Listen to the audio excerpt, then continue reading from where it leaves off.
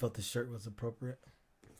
Not that I'm rich, but it was given to me, so I was like, I might as well rock it. Give people a few more seconds here. I forgot there's an audience outside of the visual audience. So let's get to it. It's episode 74. Episode I'm very excited about because I have one of my favorite guests that we talk comedy like people talk about food probably. It's just always a good conversation. We got a lot to catch up on. We both talk a lot, so we're going to try to keep it in some perspective, and I'm going to try my best to get to your questions I had posted earlier. If you guys got any questions, just write the comments on there. I'll definitely get to them and do my best to get to them. If you're watching this from the One Mic page, I don't get notifications for that. I'll try to switch over to that one to check it out, but I don't get notifications for that, so I don't see that till it's over. Yeah, episode 74. So let's take care of business first. Shout out to my phenomenal sponsors. I call them the Magnificent Seven. I don't want no more than 7. I thank these 7 for everything they do for me. I turn people down, believe it or not, because I don't want 8 banners on stage with sponsors on there. So thank you guys to Wingnut Tattoo, Collins Brothers Torn to St. Cloud, the E-Sig Lounge, K's Midtown Cafe, Dirk's Heating and Air Conditioning, Hourglass Cleaners, and who am I missing? I know I'm missing somebody. R&L Repair. Matt's gonna be pissed, but I love you, Matt. R&L Repair. So thank you guys very much. I appreciate you. My guest tonight, the very comic, entertaining guy that doesn't do comedy at all. He knows so much about comedy and doesn't do it at all. Have you ever even been on stage? Patrick Strait, ladies and gentlemen. Thank you. No, actually, the whole reason I came here is because I decided I'm going to start, and I want to know if I can get like a guest spot on this Target Center show. Like, you can just slide me in. I feel like it's a really good place for me to start my comedy career. Okay. So, I mean, if you can just get like 15 minutes, it's probably about going to be good for me. That's probably about how much time I need. First time up. So yeah. No. To answer your question, I mean, I've done a couple open mics here and there and stuff, and it was one of those things where I really early on was like, okay, I'll get into this. I'll get into comedy. And it was okay. I did fine. But then it was more like when I started writing about it, I didn't want to be one of those sports talk guys who gets in and shits all over players when he's never actually been on the field. So I at least was like, okay, at least if I can say like, in front of a crowd, I know what it's like. I respect that, man, because you're right. And then it's funny because even in my jobs, I've always been like, I don't even care if you're the owner. If you can't do what you hired me to do, I lost a little respect for you somewhere. Absolutely. You know what I mean? So I appreciate knowing that that's why you did it. Yeah. So, I mean, it's one of those things where it's like, on one hand, I want to make sure I can say I have the credibility to be like, all right, I know how hard it is. Like, I see it. I know what it is. But then the other side is you kind of get to flesh it out a little bit when people, they try to play it off a little bit more. Like, they're like, oh, you just don't understand. Like, it's because I'm such an artist. And I'm like, no, it's just because you're bad on stage. Like, even I got a couple of laughs, okay? So, like, let's temper our expectations here. Right, because I'm such an artist. Yeah, some people, they just don't want to admit that they're just not good at this. Yeah, that's, and there's a lot of truth to that. It's not for everybody. I'm going to be honest. I've seen people, oh my gosh, and I'm just like, I don't know. I tell everybody, honestly, it's one of those things, because comedy don't always love you back. You know? And even when it does love you back, it takes a very long time for you to get your flowers. So you got to love it, because if you only like it, you're not going to stick with it. Sure. You know what I mean? Like, it's too tough to just like. You know what I mean? It's like liking somebody and they just shit on you every chance they get until like 8 years later they're like, you know what, you kind of grew on me. Yeah. You know what I mean? Yeah. Sorry I've been a little rough on you. Yeah, I always like to say, I feel like comedy is a quicksand business, right? Where it's one of those things that if you're standing still, it's going to pull you down eventually. Like if you're trying to run in place, like, it's gonna catch you. It's gonna get you eventually. Right. Where, like you said, it's one of those, if you're half in, eventually it's gonna, either you're gonna get burned out, it's gonna spit you out, something's gonna happen. Like, you have to be committed as much now, if not more now, than when you first started Right. and you were still excited about it, right? Right. So, Yeah, it's I just seen a clip a couple days ago, and Chappelle was at some seminar, and this kid stood up and was just like, "What would you tell a guy who's getting into comedy?" And he was just like, he's like, "You thinking about getting into it?" And the guy was like, "Well, seeing you do it makes me want to do it." mm-hmm. And Dave just kind of laughed, and then he said, "You know what?" He said, "All I can tell you is get started. You know what I mean? Just do it." And he said, "But it's one of those things when you do it, you can't quit it." Mm-hmm. You know what I mean? Like it's tough. I was telling my wife this last night. We're coming back from the show. Shout out to everybody that came out to the House of Comedy show. We had a great Wednesday night show. You guys really make my improv skills. And I don't know if y'all just that's what they like down there, or this is what happens. I never plan it, obviously, and it just works. And there's always an audience member that just does way more than they should. And those are the nights I'm just like, sometimes God sends you a gift. You know what I mean? The comedy God's just like, all right, I'm going to put this guy right here for you. Because it's crazy. So many people think they're like, I've been asked if I planted people in the audience. Like, that's how, that's how the improv, you know what I mean? That's how my improv works. And I'm just like, no, I met this person when you met this person. Like, we met him on stage together. I had no idea who that person was. But, yeah, you just gotta love it. And I was telling my wife that last night. I was like, I just made 18 years. I said, and I didn't, from the moment, no matter what I've been through in the last 18 years, I've never been like, I don't know if I can do comedy right now. Mm-hmm. You know what I'm saying? Yeah.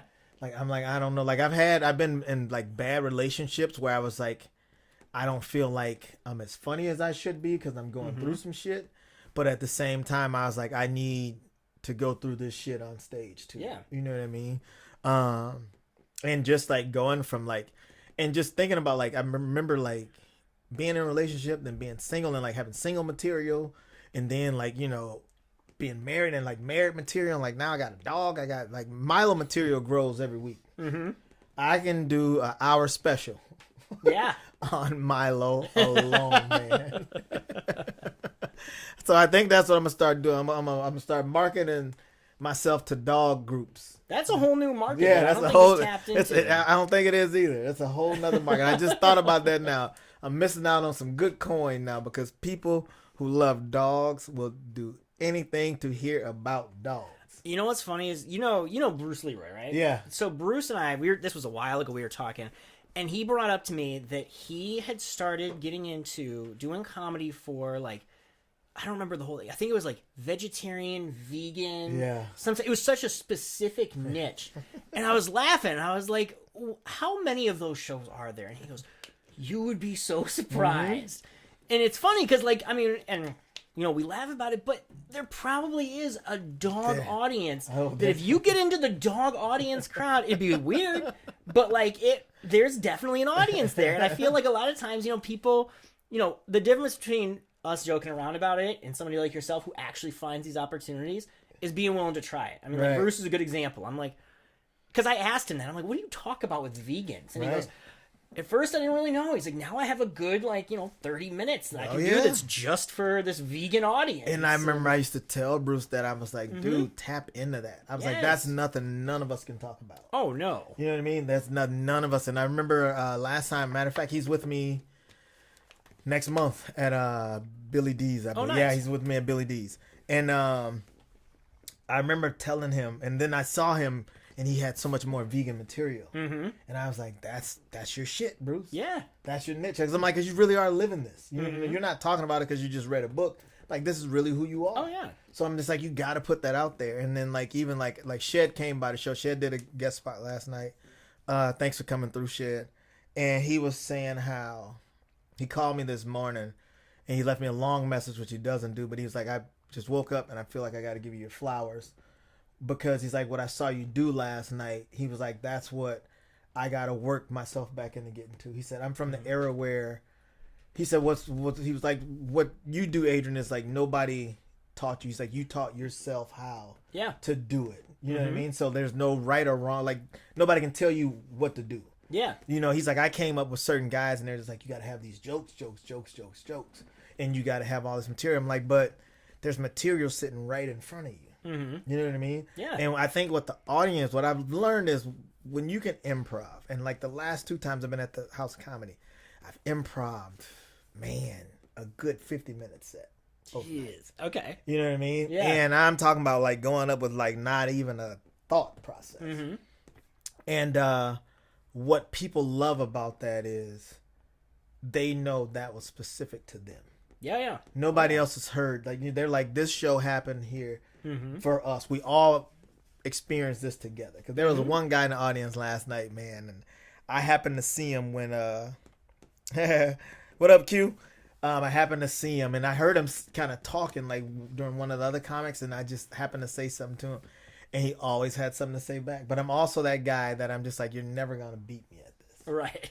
You're not gonna win this battle. You know what I'm saying? Yep. And what was dope about it was, as much as he went, because there was one joke I was trying to get out, and he wouldn't. And I'm also like, I hear everything. I pay attention to everything. Mm-hmm. So I must have been trying to get this joke out 3 or 4 different times. And I start saying something, he'd be like, okay. And I'm just like, I'm not talking to you. There's 80 other people in here. I'm like, I just need you to, and there was another comic in there, Randall.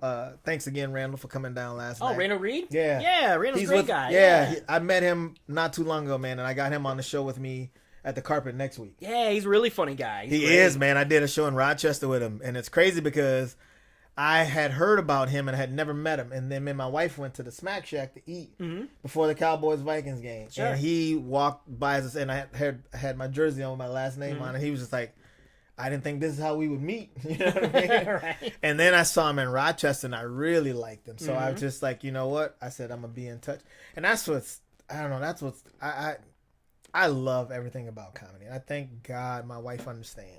Mm-hmm. You know what I mean? Because like I will go by myself so I can just be uninterrupted and just watch comics and just you know what I mean? I'm like, that's when I'm at my best, man, and I get to watch these guys and kind of give them pointers and book them. You know what I mean? I'm like, I want to book you and put you in front of a dope audience and have fun. You know what I mean? Like, and he's been patient. But I told him, I said, I'm gonna be in touch with you, man, and I'm super excited for them to see him here. Definitely. No, and Randall brings something very unique. Like if you see Randall Reed perform, it's very specific to him. And I say that in the absolute biggest compliment possible. Because I remember I saw him the first time on the Monday Night Comedy show they used to do, I think they still do, at the Spring Street Tavern. Okay. And it was just so, and not that like, I mean, everybody gets a very short period of time, but like Randall took his, 5 to 7 minutes he had, and he was the most memorable guy in the show. I mean, I still remember bits he did. Yeah. And then I think I saw him at, I think it might have been House of Comedy after that, actually. And it was like the same thing. I mean, he had longer time, and, he wasn't the headliner, but it was, again, he has a presence where like, you remember him, and it's something that's different you don't see at shows. And he's a writer, man. He knows him. He's got his material, and so that's what I've been talking to him about, because he wants to learn to improv more. Like he texts, and I told my wife last night, I said, and what I love about him, he's a student of the game. You know what I mean? Like he'll reach out to me and message me, and like I remember we were just messaging each other on Messenger, and I was like, hey, I think at this point we should have each other's phone number. You know what I mean? And I knew last night with him watching, I'd get a message this morning, and sure enough, he messaged me this morning. He said the way you handled that older guy in the crowd was just amazing. He's like, and just to see you not get like, you didn't lose your composure or nothing. I was like, to me, it's material. Yeah. You know what I'm saying? Like I said, again, I'm that guy that doesn't ever feel like I'm going to lose this battle. I can walk into a room full of comics and I'm just like, no matter who it is, I feel like I'm going to hold my own. Yeah. You know what I mean? I've sat around with some pretty amazing comics and everybody's shooting at everybody, and you got to be able to hold your own in that room. It's eat or be eaten. You know what I mean? So let's talk about audiences. I'm going to take over your podcast for a second. I'm going to ask you some questions here. No, because I like this, because I'm always curious about this. And the reason I want to ask you about this is because you do shows for vastly different audiences. Like I know you mentioned going out to like Billy D's, and you're at House of Comedy, and I mean, it's you're all over the place. You're doing Target Center with Mike Epps here pretty soon. I'm just going to plug all your shows as being part of this. But I love you for it. So let's talk about this. I mean, as far as audiences are concerned, because I've asked you this before, and I kind of know what you're going to say, but I'm going to ask it here so we have it on the record. How do you feel about doing like different audiences? Like, do you feel like you have to go in with a different mindset, different perspective? Do you come in with the same kind of open-minded, like, let's see where the audience takes me on this? Like, what's your I think opinion it's on that? always let me see where they take me. I was just thinking I said I'm always playing defense. Mm-hmm. You know what I mean? And that's why I was telling my wife, we're driving back last night, I said to be a comic you got to have a certain amount of arrogance to do it, period. Sure. But to be confident enough or even cocky enough to think no matter where I go with this set, it's going to work, that's a different animal. I don't have that bone where I can be like, because I want people to enjoy me. Yeah. You know what I'm saying? Yeah. So I know I have the gift of gab. Mm-hmm. And one thing I've learned about me is I'm going to be 100% authentically me, whether you like it or not. I don't have to be your favorite comic. I got to be my favorite. I got to look myself in the mirror in the morning, and I got to respect myself, and I got to know why I'm doing it. Mm-hmm. My job is to bring you to my world for a little bit. Yeah. And I'm great at that. Yeah. You know what I mean? And it doesn't matter if it's rural America where there's no black people that live in town, or if I'm in the hood. Like, I'm comfortable.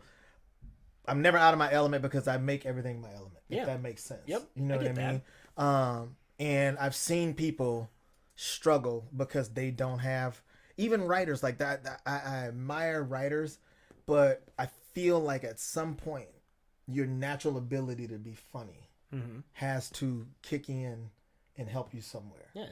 Because there's people, and like even at shows, I can look out in the audience any given night and there's somebody that's sitting like this and not laugh. I used to say something to that person. Yeah. Now I pay attention to how many people are laughing around that person. And I'm like, that's my focus. Because me, I'm also that person. Like, I'm going to have a blast. Every time I'm on stage, I'm having the time of my life. And I think that reflects to the audience. And I always tell people, they give you what you give them. If you go up there like it's work, they're going to make you work for it. Absolutely. You know what I mean? Yep. So I love getting somewhere early so I can just kind of see. I can tell how the audience is going to be before I get on the stage. Okay. That's why I don't think I could ever be like a green room guy. Oh, yeah. And just sit there when all that activity's out there. I can't just sit back there and just be like, oh, well, you know, asking the staff, like, what does it look like out there or whatever. You know what I mean? Like, I need to be in the elements. And I love being around people. So I think likability helps a lot. Yeah. One thing I've learned about myself is I know I'm a likable person. And if you don't like me, then I've figured out you're definitely the one with the problem. Yeah. You know what I mean? So in that vein, what's the toughest audience you've ever been in front of? What jumps out at you as the toughest audience you've had to perform for? You know what? Honestly, lately, I had a St. Cloud State show. Okay.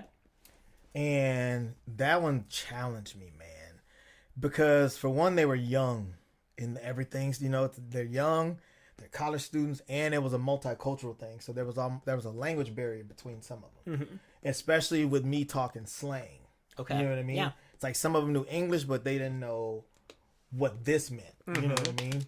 And I had to do an hour, and it's funny because I remember looking over at my wife's face sometimes, and she'd just be like, you know.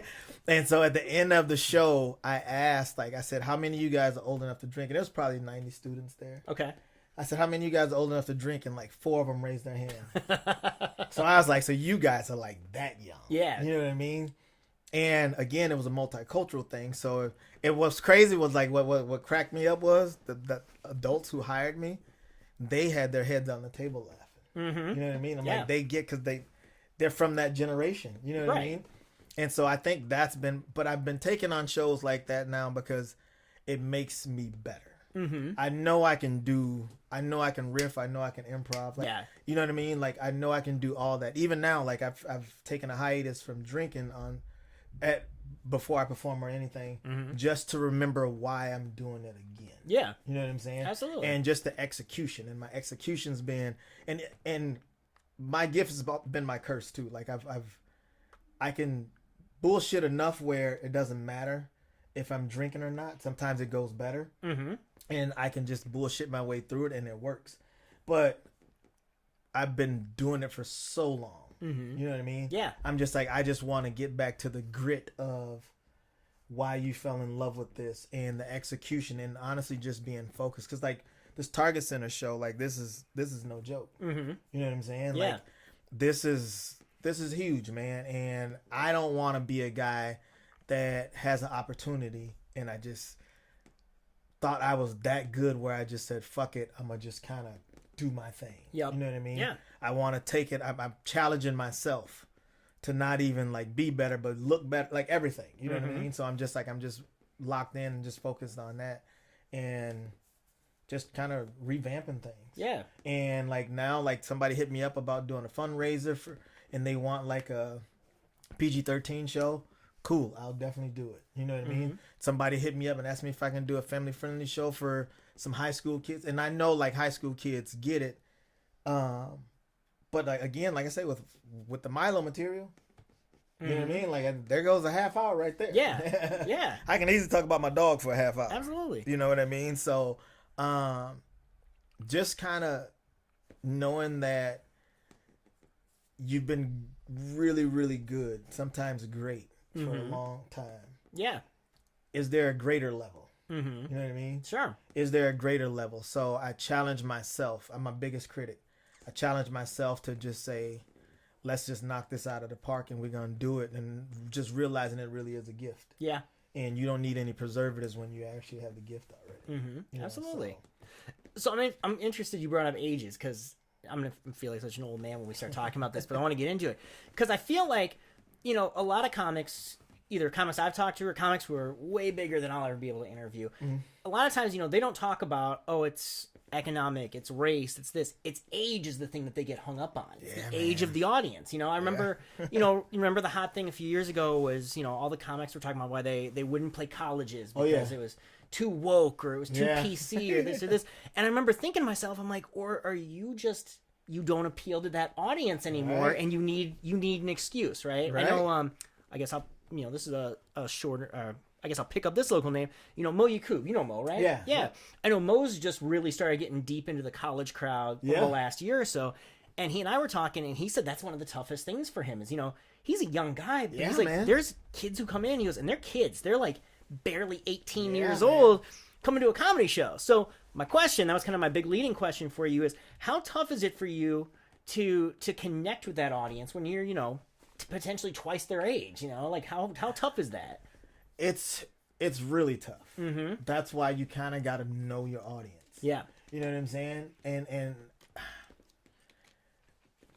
because again, my generation, we really did talk shit. Mm-hmm. And that's all it was. It wasn't, you know, you can be like, I'm going to whoop your ass. That don't mean you're going to do it. It just sounded good to say. Yeah. You know what I mean? So like now you say stuff like that to 17, 18, 19-year-old, they're just like, well, you can't, you know, everything's literally literal. Yeah, you're like conditioned differently. Yeah, they're just so conditioned different. Yeah. So you have to find, so what I did was, thank God again for improv, when I was at the college, I was just like, they don't care about my material. Mm-hmm. They don't care about my wife and kids. They don't care about my dog. They don't care about none of that shit. So what I did was I had a cordless mic. Mm-hmm. I jumped off the stage and I walked around to every table. And that was my show. The balls to do that in a college audience. if you haven't been around a college kid in years, or if you've never been around a group of college children, that is the scariest thing I can think of. Because, you know, adults who are at a comedy club, they might be drunk, they might say something, right? But there is no more unpredictable group of people than a bunch of just like hormoned up wild college kids. So the fact that you went out there with a live microphone and you're like, yeah, let's go talk to these kids, that's incredible. That is next level. People don't do that, so I give you a lot of credit for that. And I didn't skip a table, man. I went to every table and there was 6 or 7 kids at each table, and I'd just sit there and I'd be like, okay, what's your name? That's how I figured out it was a language barrier, because there was kids from, you know, Africa, there was kids from Russia, there was kids, you know what I mean? Yeah. Like, and some of them, their English was very limited. Mm-hmm. And like, even with me asking what's their name, in my tone, they were just like, I don't Yeah. You know, and so what was dope about it though, they had friends at the table with them. So that's what I do. If it was a guy sitting next to a girl, I was like, "Is that your girlfriend?" And Yeah.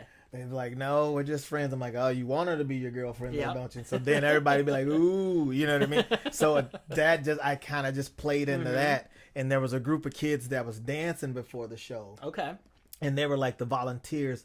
And so when I went to their table, I was like, "How do you guys become volunteers?" Or I was like, "How, like, you know, where are you from? And, you know, what games do you play?" You know, I kept calling one guy like the wizard for Dungeons and Dragons. I was like, "I know you play it.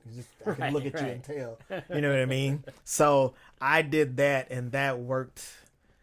That worked out really good. And that honestly probably took me like 35 minutes. Okay. Yeah. I mean, I chewed up like 35 minutes in that, you know. Well, like I said, that's a skill. I mean, not to stroke your ego too much, but that's something that can. I mean, it's dangerous, but also it can be. I mean, it depends on what they give you too. A lot of times, yeah. Right? I mean, you're counting on them to give you something. If they're not giving you anything, you're just sitting there. And that was the thing, water. and some of them didn't. Yeah. But that was what was good about them. About 6 or 7 of them being at the table, because not everybody talked to me. Of course. You know what I mean? Some people are just like, or you can just tell that made them nervous. Oh, yeah, And I've learned that too, because I remember I was doing a show, and I said something to this girl in the front, and I think I was at the House of Comedy a few years ago. I said something to her in the front, and I was just hosting, you know what I mean? And then when I got done, I seen her get up to like leave. And I remember I talked to the manager. I was like, "Hey," I'm like, I didn't want her to leave. Like, you know what I mean? Like, yeah. So just reading it, and he was like, "No, she's a huge introvert. Like, she's anxiety and everything." You know what I mean? So like, he was like, "No, they just wanted to move back." I get that. Okay. So I walked over to her. I was like, "Hey, sorry about that. You know, no." She was like, "No, she's like, I can't sit right up front like that." You know what I mean? I was like, "Nope, I get it. I get it." Absolutely. So just learning that too. And then that's another thing with just knowing how to read the room and just paying attention that you don't. And that's what somebody told me last night. They were like, as much as you and the guy went back and forth, you'd never belittle him. Yes. And I was like, no, I have no reason to. You know what I mean? And I was like, and it stayed fun the whole time. Yeah. All he did was give me magic material. Yeah. And I think my wife recorded some of it, so it's amazing. You know what I mean? And it didn't get to the point, because I've seen people be rude too. Oh, and I'm just like, all right, we got to get you the fuck out of here, because like now you're making me mad. So this ain't fun no more. Yes. You know what I mean? So I can't perform angry. Yeah. So I'm like, if anybody's got to go, it's got to be you, or you just got to shut up. You know what I mean? So, but yeah, the age thing it's a big thing. But what's crazy is like, depends on where you are, man. Because like I can go into high school, and I can talk, and kids crack up all. Like I go to my old high school, and I see something, and they laugh about everything. Right. Man. You know what I mean? You just talk shit, but they're also part of that culture. You know what I mean? If you're part of that culture, you get it. And so that's the thing too. Like with just going different places, like you know, like Billy D. But what I love about it is figuring it out. I love that I get to figure out, because and I don't mind working. Yep. I don't mind working. As long as I got enough time to work, I feel like I'll win you over. Yeah. By the end of the night. Yeah. You know what I mean? And I got to tell some comics, a comic messaged me the other day. He's like, "Man, I did this set one night and it killed." And he's like, "I did it another night." And he's like, "And I didn't get nothing." I said, "You got to understand your audience." I said, and every audience is different, man. Like there's some people who just, they're not going to allow you to kill it. Yep. You know what I mean? Like the Sunday crowds at the House of Comedy. Horrible. Every time. It's just, I wasn't going to say that, but as long as it's out there, yes. Okay. Especially after like the Saturday show. Oh yeah. The Saturday shows, like the level is just first and second show. Yeah. You know what I mean? And then you wait all day for that Sunday show. And it's almost like all the people who had free tickets. Oh yeah. You know, that's another thing too. If people don't pay, they have no vested interest, so they don't give a shit about life. Yep. And that's why I always tell people, I'm like, you can, you know, because there's some bars that are like, "Hey, we'll pay you, but I just want to make it open to the public." I'm like, I get it, but you got to understand something. Yeah. If they have no vested interest, and they don't give a shit about it. They don't care how loud they talk. They don't care who they interrupt. Well, they don't care about none of it, because it was all free to them. They don't even care about getting kicked out. Absolutely. You know what I mean? Well, I mean, that's the college shows too a lot of times, right? Because a lot of those shows are free. Yeah, a lot of them are free. I mean, like, again, going back to Mo, I know he said, you know, they'll put him in like a cafeteria or something. He's like, and you know, he's like, it's like if you want to show up, you can. He goes, so some kids show up just because they're just like, I don't know, I'll just go downstairs for a little bit. And he's like, so it's not a comedy audience necessarily. Right. So that's interesting too. That's one thing people got to understand. A comedy audience is it's gold. Mm-hmm. I always tell people, even as a businessman, I would rather have 50 people that's a comedy audience versus 100 people that's just there because. Oh, absolutely. You know what I mean? Mm-hmm. When you get that comedy audience, speaking of, like when I was just with Donnell in Dallas, and we did the Addison Improv, and I tell you what, I've never done, long as I've been doing comedy, I've never done 5 shows at one venue, and the energy matched every show. Really? Blew me away. The Friday show, the early show Friday, Sure. I looked at him, I said, this is going to be tough to beat. Mm-hmm. He's like, they on fire, man.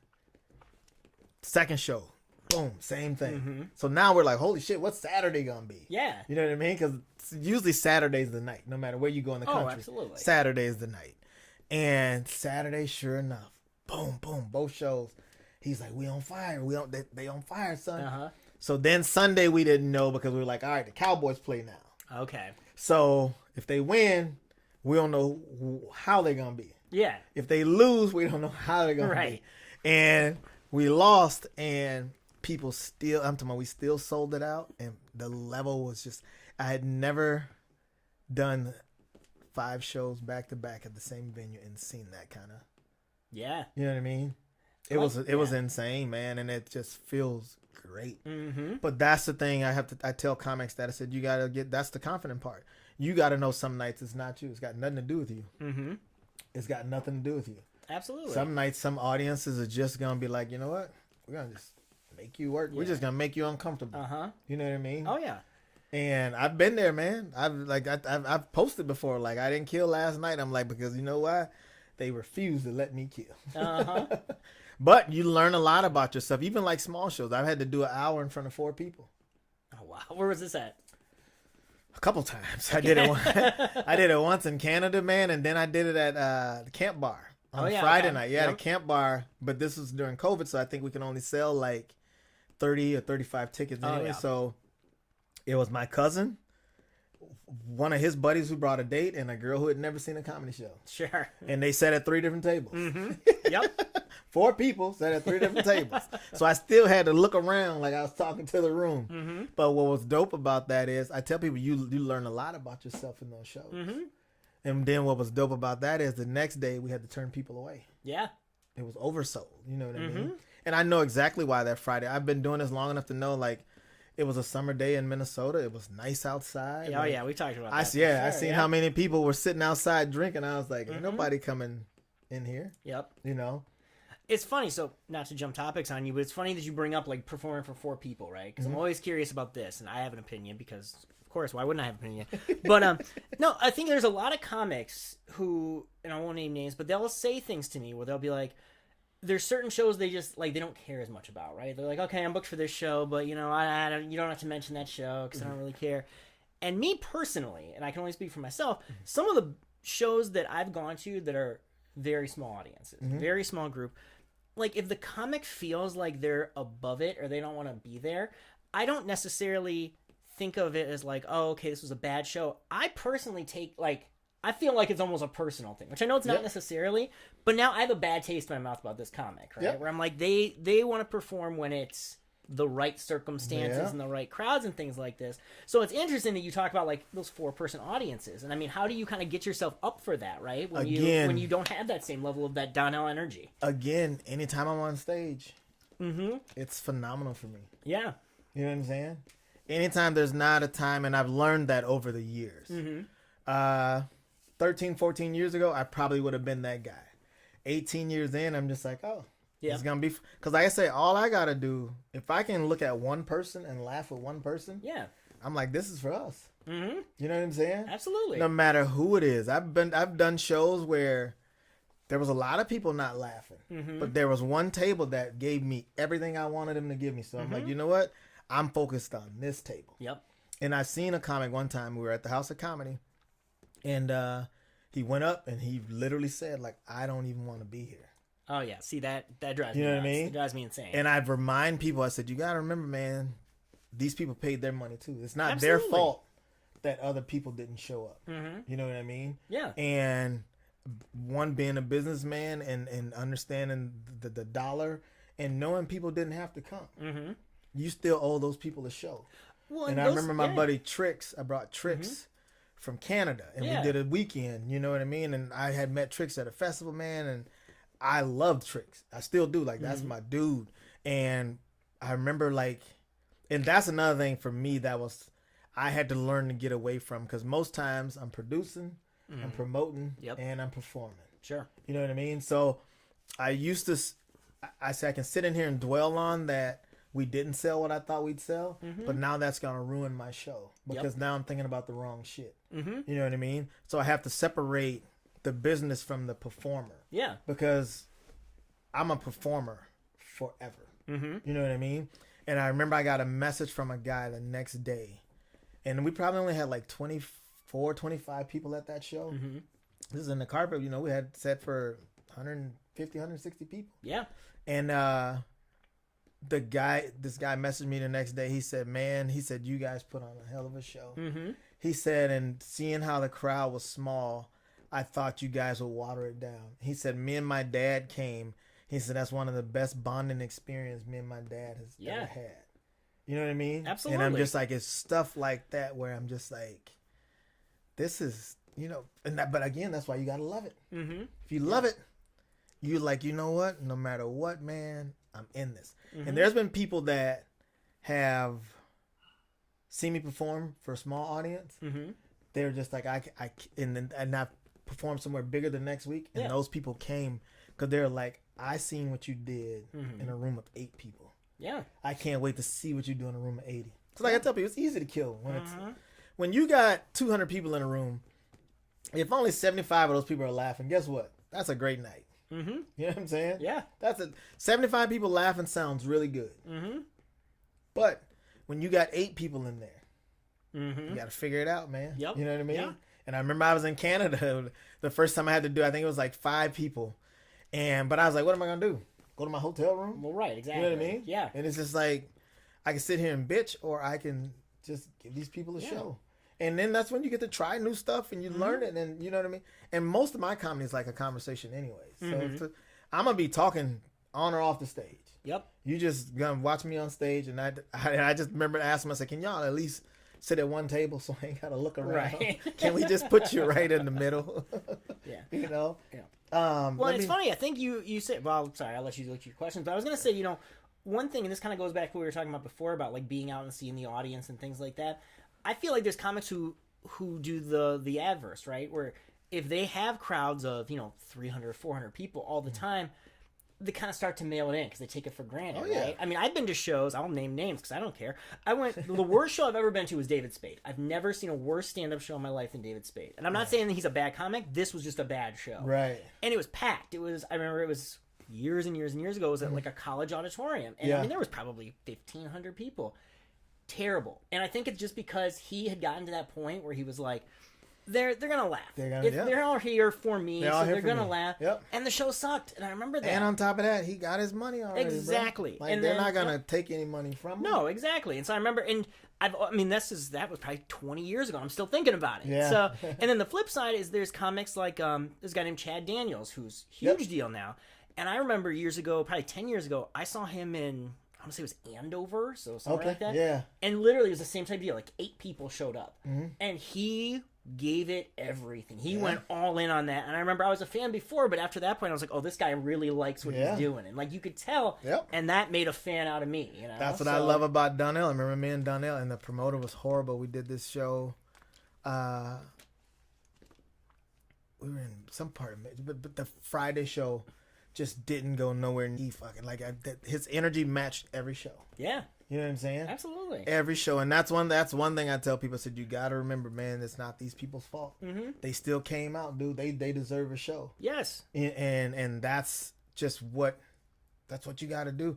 I can't stand when I hear comics go on stage and they're just like, I've literally heard comics say, I don't want to be here. And now you think these people are going to laugh for you? Right. Like you open up, you were just like, you know what? I've heard them go on stage, fucking rub their head and be like, man, I don't really, you know what I mean? Like, y'all lucky I'm here. Yeah. Which is fascinating, because imagine doing that in any other type of entertainment or art form. Imagine you're a musician, and you get on stage and you just go, I guess, I'll sing something. Let's do it, right? No, you're not gonna do that. You don't get to do that, bro. Like, you can't do that. And I don't know, like, you being a comic, you can speak to this. I feel like a lot of that comes down to the personality types of who gets involved in comedy, right? I think you have some people who, like you said, I mean, you said this before when you were talking to your wife, and you said you have to have a level of arrogance to be a comic. I agree with that. Yep. I think to be a good comic, you need to have that level of arrogance. But I think there's a tipping point where that arrogance can get you in trouble. Very much so. Now all of a sudden, you're too good for this show, or you're too good for this audience. And even going back to, like, the hecklers, when you talked about the guy from the show last night, some comics will not do that rapport. They will not try to have that. They will just... I've seen him scream. I've seen him freak out. I've seen him melt down. We talked about that last, and I remember when I was new into comedy, and I'd be up here doing shows, and I just host, and I noticed it a lot with the LA comics.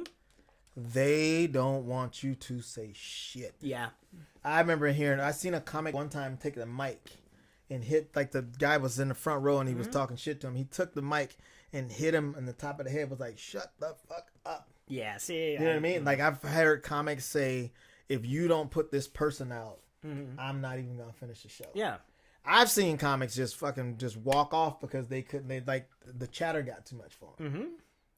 And I'm just like, for me, I'm just like, how do you give them that much power when you got the mic? No.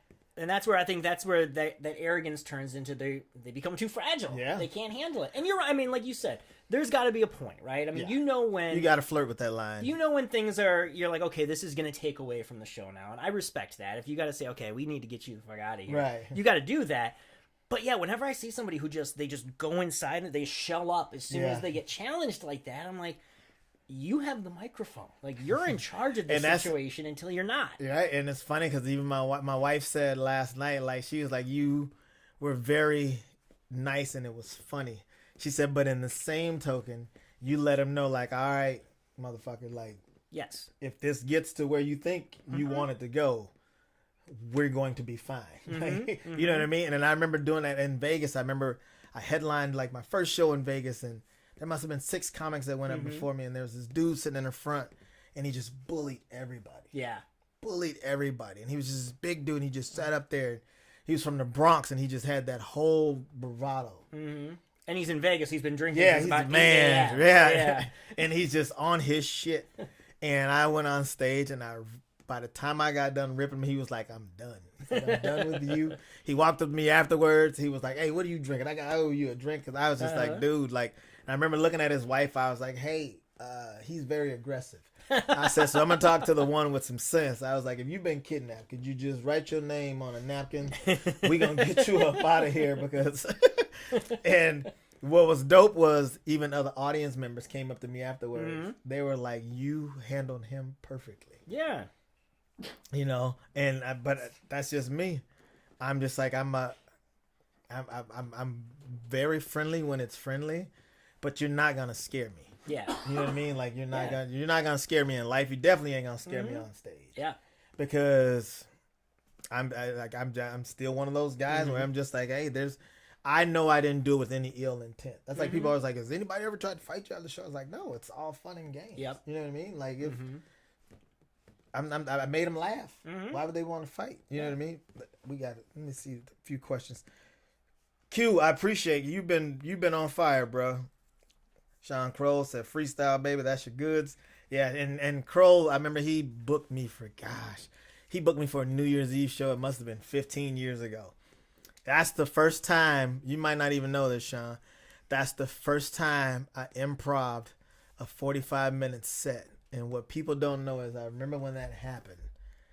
I walked off stage, and I remember it like it was yesterday. I smiled to myself so hard because I was like, they are in trouble now. I figured out my shit. I remember I used to write down like bullet points. Oh yeah. And I'd write down like 20 bullet points, and by the time I got off stage in 30 minutes, I'm like, I got to like 4 of them. You know what I mean? But I'm like, I still did 30 minutes. Yeah. And I just got away from it. And I remember Q had booked me for a show. And then Then it's all Sean tonight. My other buddy Sean. No, I'm not. I'm doing a party in Buffalo. So I'm at some bar in Buffalo. I'll message you, Sean, to see if it's open to the public. But I know if it's in Buffalo, you might not come any goddamn ways. And then Q said, rock the same energy, whether it's a 10 or 1,000. That describes a true artist. Love it, homie. And that's coming from an artist. You know what I mean? Yeah. Like, he's a fucking phenomenal musical performer. Mm-hmm. But that's the thing. And then, yeah, he said, big difference between confidence and cockiness. And it is. But you almost got to flirt with that line. Mm-hmm. Like, you gotta dance on that line. Oh, yeah. As a comic. And like I say, especially to be a good comic. Mm-hmm. Because, and that's what I was telling somebody. It's like, you know how good you got to be to just sit there and like not have a stage presence. Mm-hmm. And just like, I'm going to make you love me just by me standing here or sitting here and just talking like this. Oh, yeah. You better be a fucking destroyer. You know what I mean? Yeah. What's up, Adam? So yeah, that's all the questions. But yeah, it's just something you gain over. Like, it's just like anything. You got to put those reps in. Mm-hmm. Pierre gets in his head a lot. But I love him because he's a student of the game too. And he's just like, I'm just like, P, have fun. Mm-hmm. No matter what it is, have fun. Don't make this work. Yep. You know what I mean? Yep. Like if and that's why I always tell people, because people are like, do you do clean shows? I said, I can. I prefer not to, because now you're making me think. Mm-hmm. So that's when the price goes up. Yeah. Because I'm like, now you're gonna kind of make me work harder than I want to work. Mm-hmm. Versus me just being able to just do. And I remember like that's one thing I knew getting into comedy. Like you were talking about, people just arrogant to the point where they're just like, the house is packed. I ain't really got to put on no great show. That's like now, like I refuse now. There's a lot of comics, man. There's a lot of comics that come to Minneapolis. There's certain shows I refuse to go to because I was just like, all it is like a best dress show. Uh-huh. You know what I'm saying? I'm like, who's gonna outshine who? Yep. Dress wise. Mm-hmm. And some of them don't give a shit about Oh, no. the art of comedy no more. No. I remember going to the Orpheum. I said we should definitely name names. Yeah. We should definitely do that. This isn't my livelihood. This is your livelihood. So let's burn all your bridges. But it's going to entertain me. So let's do that. I'm going to see these guys down the road somewhere. But I remember we was at the Orpheum, man. And it was some of the new schools of comedy. You know what I mean? Mm-hmm. And I remember walking out. Me and my wife walked out to go get a drink. And I remember how long the line at the bar was. Yep. And there was a few people that knew me from doing comedy. And they was just like, man, this is... I said, you know what's crazy? I said, 10 years ago, this hallway would have been empty. Because everybody would have been in the show. Yeah. I said, but now it's all internet and just shit you've seen and shit you've heard. And everybody's dancing. And you know what I mean? It's just like, man, pick a lane. Yeah. You know what I mean? Like, pick a lane. And that's why, like, even for me, I'm stubborn about comedy, man. There's certain things I just refuse to do, because it goes against everything I believe in comedy. I've learned how to be a stand-up comic. Yeah. Well, I think that makes a big difference too. Like, I mean, I'm curious, and you've seen a lot of these guys. I mean, I think there's a lot of, I don't want to call them comics, but people who perform at comedy clubs now, who they're a big deal because, like you said, of social media, because of the internet, whatever, and they aren't necessarily comics. And I feel like that's where some of those arrogances come from. Now, I think you've been very fortunate, I think, to perform and to see a lot of people who, you know, they can ride in both lanes. Like you mentioned, like DC Youngfly. Like, he's a social media personality, but he's a comic. Yeah, and like, he's funny. worth that. Exactly. Ryan Davis, who I get to tour sometimes. Like Ryan, I went to see Ryan because all I knew was his internet clips. Right, exactly. And then when I went to see him, I was like, holy shit. Yeah. And we talked and we talked and we talked. And I loved, he understood the history of comedy. But then I found out he also had a room that he ran for like 5 years before he even started doing the internet thing. So he understands what comedy is. Yeah.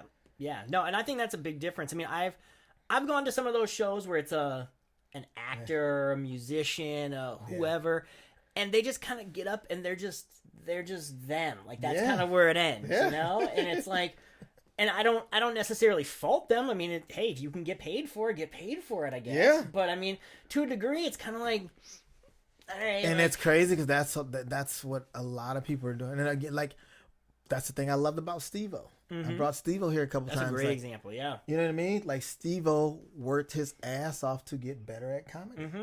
I remember first time I ever worked with Steve-O was 10 years ago, 2012.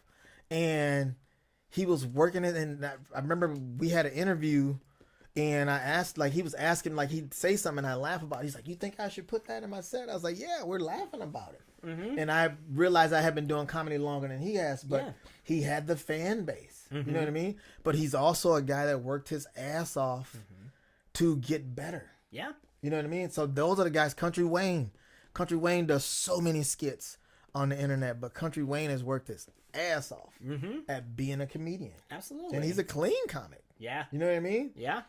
But he knows his lane. You know what I mean? He knows his lane. And there's some guys I've seen, and I'm just like, I remember one of my buddies told me he went to see Jay Leno. Okay. Yeah. He said, Adrian, he said, I will pay to see you 100 times before I go back to see him. And I was like, what do you mean? He was like, he just walked back, he paced back and forth on the stage and just looked down. He said, never really even looked at the audience. Yep. He said he just walked back and forth, and it was just dragging his feet, just talking. Every now and again, he'd look up and say, I said, these guys got their money already. Yep. Yeah. Honestly, like, I mean, as much as I love Kevin Hart is not as funny as he used to be. Yeah, I'll agree with that. I think that's fair. Yeah. He's not as funny as he used to be. Kevin Hart's first few specials were fucking hilarious. His last few, he's got moments. But what else besides loving it? What else does he have to prove? Yeah. You know what I'm saying? So I get it. And that's my whole thing. I'm just like, when somebody starts paying me 10 times now what I'm making to do what I've been doing for so long for this amount, man. Well, yeah. You know what I mean? You'll pander to whoever at that point. So, no, and Kevin Hart, that's an interesting one that you said, like, Kevin Hart, because I'm curious then, because at what point do you feel like they become, and I mean, I think Kevin Hart's still hilarious. I still go see him anytime, but when did they kind of cross that line between being a comic and then they become like this entertainer or this bigger personality? Because I think Kevin Hart's kind of become that, right? Like, he's an icon. He's an actor. He's a superstar. He's not. The mogul. I don't think stand-up comic. I think larger than life character. It's like trying to say that The Rock is a pro wrestler. No, he's a superstar. Yeah. Like they supersede whatever their thing was they came up with. I think that's why Kevin Hart has a team of writers, and he's got, you know what I mean? Like, his guys are almost like Drake. Drake is probably one of the greatest rappers, slingers anyone's ever seen. But he had a camp that those guys, if they wrote a song and Drake liked it, Drake got that song. I'm the captain of the ship. Same with Nelly and the Saint Lunatics. People forget about the Saint Lunatics. They started off as a group. Nelly's like, I got the look, I'm the one. Juvenile, with the Hot Boys was a group. Oh yeah. Juvenile went solo and did his shit. Then everybody got the branch off. Yeah. You know what I mean? So it's just like, when you still have those people around you that can help you still be that. That's why Kevin Hart will always be. And I'm not saying he's not funny by any means. I'm saying he's not as funny as he used to be. Sure. You know what I mean? But he doesn't have to be. This was a guy that heard no for like 19 years. And then he finally got on. And he was hungry. I just don't think he's hungry no more. Yeah. I mean, how can you be? Oh, yeah. I was going to say, your perspective's got to change. Yeah, right? how the fuck can you be hungry anymore? It's a totally different animal here, but I mean, a lot of people say this about Chappelle, right? Where they're like, oh, he gets up and he feels like he's more of a philosopher than a comic sometimes. And I'm like, well, yeah, your perspective changes because you aren't, like you said, just out here hustling as hard as you can constantly. So yeah, what you're talking about and how you perform. Yeah. Now Chappelle and Kevin Hart went two completely different directions in terms of what they do on stage. Kevin Hart still is. He's very much that mainstream actor, superstar, movie star, and Chappelle just kind of says whatever the hell he wants to because he's bigger than Hollywood didn't build him. Exactly. So you know what I mean? That's interesting. And being with Chappelle, and that's the difference. Like, he's always been a philosopher. He's always tried to make you laugh and teach you something. Go back to even when he tells a joke, there's some real shit in it. Oh, sure. But those moments where he sits down on that bench and he hits that cup and he lights that cigarette up, shit's about to get real. Yeah. All the way real. And he's wholeheartedly who he is. Absolutely. You know what I mean? And that's the thing. He doesn't waver from that from anybody. Yeah. To go see him, you know that's what you're gonna get. Yeah. You There's know an what I mean? authenticity. Yeah, Exactly. you're not gonna get a clown. Nope. No. You know what I mean? You're not gonna get a clown at all. No. Q said he had one more solid question. Are you feeling the urge to have more bullet points on your Target Center show? Because there's less of a close one and a close connection to. No. I feel like I can't really say what I'm gonna do right now. I'm working on some new stuff because I'm low key working on a new album. But it'll be one. I'm gonna treat it like any other show as far as that perspective. For one, I know I'm only have like 10 minutes tops, so 10 minutes I can do in my sleep. I'm not the star of the show, so I'm kind of a bonus. My job is to get up there and do my thing to the best of my ability, which I'm very good at. So again, it's gonna be one of those things. I'm gonna treat it like everything else. I'm gonna just look at the audience and see. I'll know if I gotta be hood or suburbanish. But I think with the Ep show, it's gonna kind of be a hood show. So I'm gonna just get in my hood bag. That's kind of it.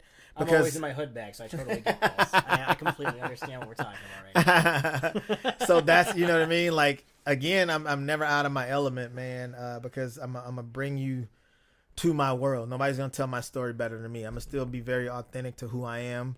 And I've done the Shaq All-Star before. It wasn't in that big of a place, but I did the Shaq All-Star, and that was with Lavelle Crawford, Tony Roberts, actually a way better lineup. Tony Roberts, Tommy Davidson, and Deion Cole, and that was a monster of a show. And they gave me 5 minutes, and I didn't take a breath, but we didn't have a timer on stage. And I remember the stage director was like, "Hey, your time starts the moment you walk out of it." So I didn't want to go over, so I had a timer kind of running in my head, and I did it in 3 minutes. I remember I was walking off stage and Shed and those guys like, "Man, you got 2 minutes left." I was like, somebody will go over. I'm like, I'm not walking back out there. To do, you know what I mean? So, I'm gonna treat it like anything else, and just, I know it's a blessing to be there, and I'm gonna use the same protocols I use for any show. I'm gonna just have to look around a lot more and see. But the good thing about the Target Center show is I don't have time to improv, so it's got to be joke, but I'm ready for that. Because again, it's only 10 minutes. If I wish I had more time, if we're being honest. I feel like if I had a 20-minute set, I could really put on a fucking phenomenal show, because I feel like it's just gonna be catered to me, you know what I mean, to a certain degree. All those comics on that show, I know who they are, I know how they work, so I'm gonna just kind of have material that kind of suits, that fits along with the cast. You know what I mean? So I know we're wrapping up here on time, but there's one question I have that you actually just mentioned about the Target Center show, and I think this is an interesting one.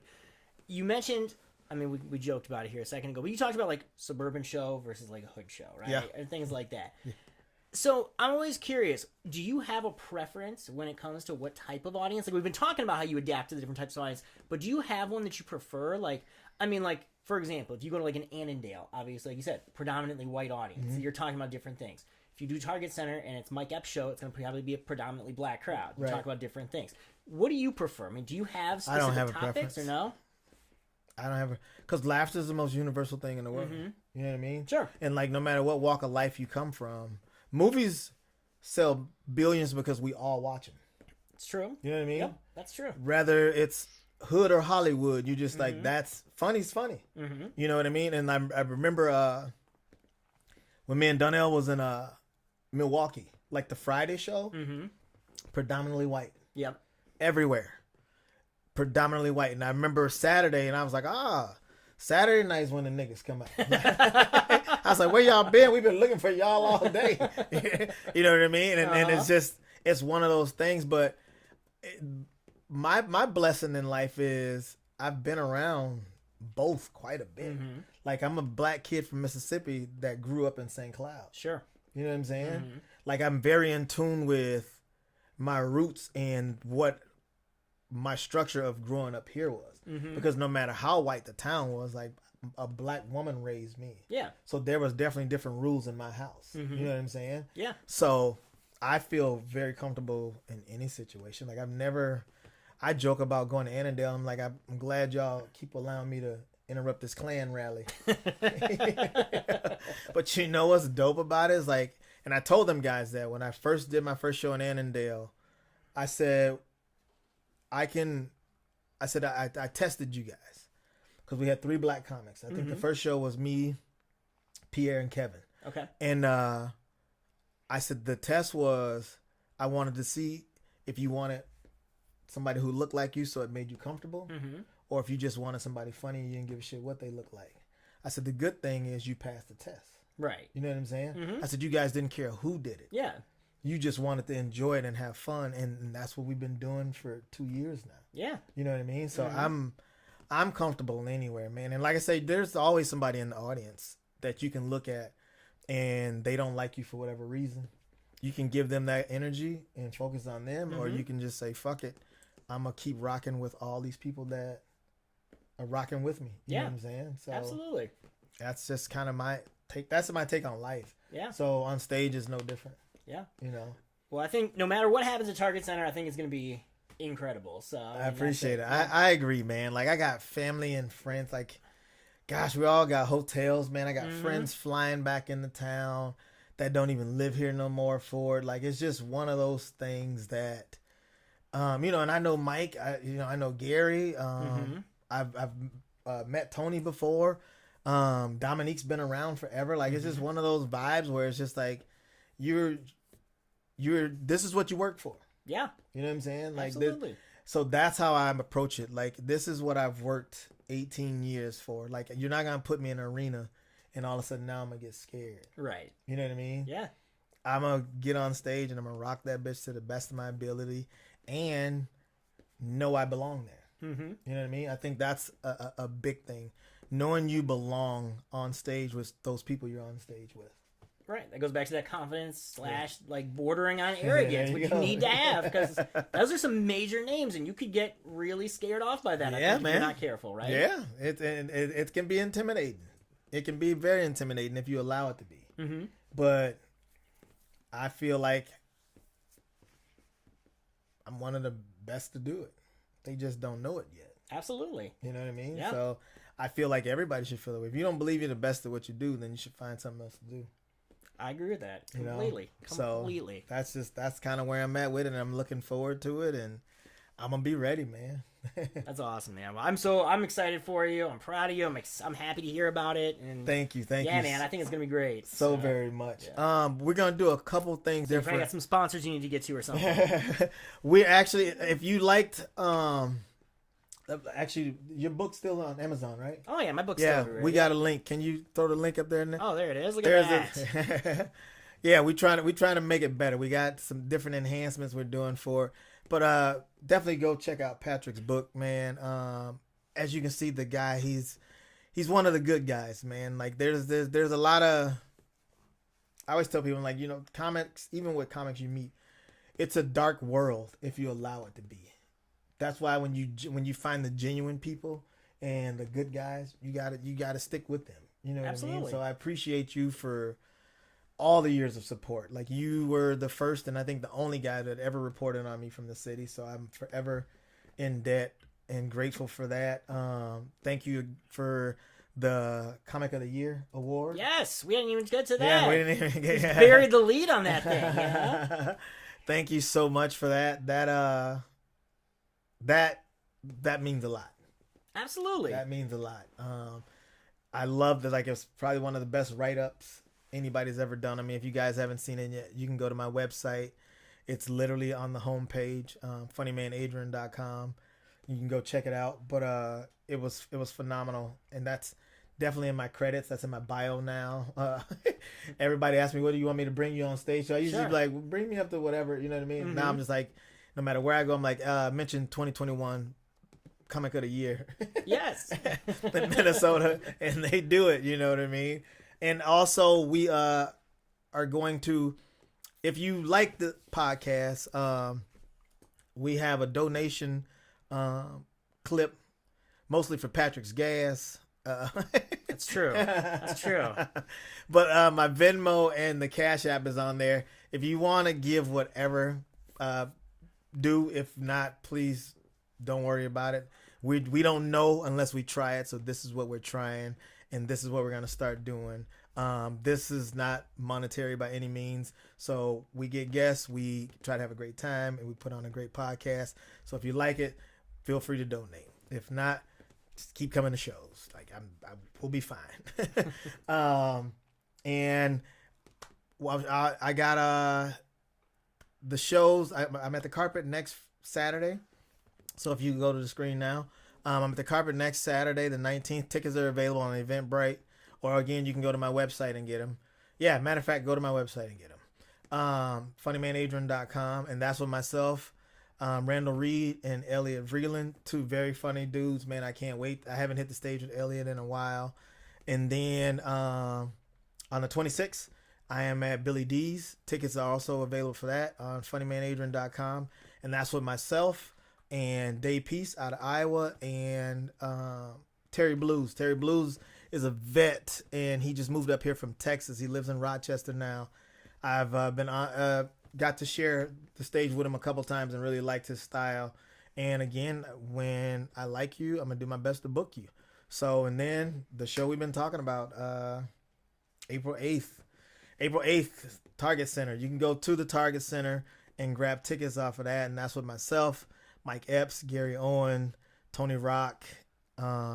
It's Dominique. It's gonna Shed G. My boy Shed's on it.